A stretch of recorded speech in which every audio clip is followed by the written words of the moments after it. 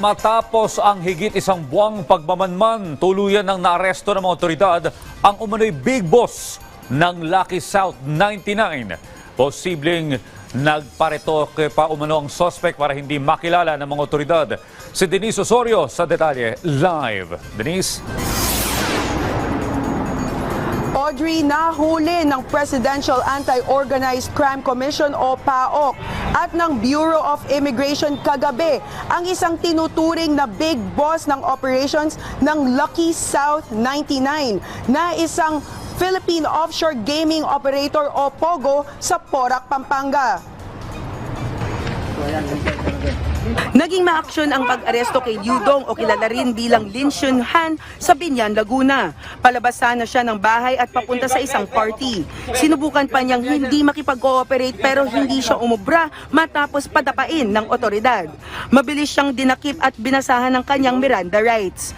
Isang buwan din siyang minanmanan ng PAOK bago siya natimbog.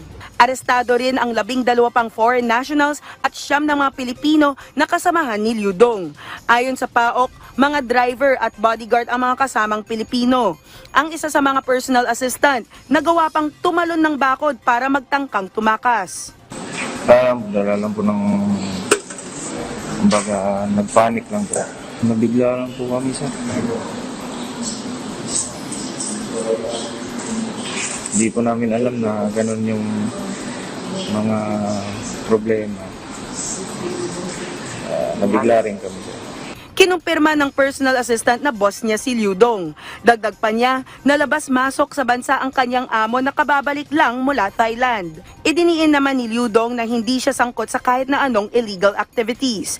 Tanging pag-aari niya lang daw ay ang 2 Chinese barbecue restaurant sa Laguna.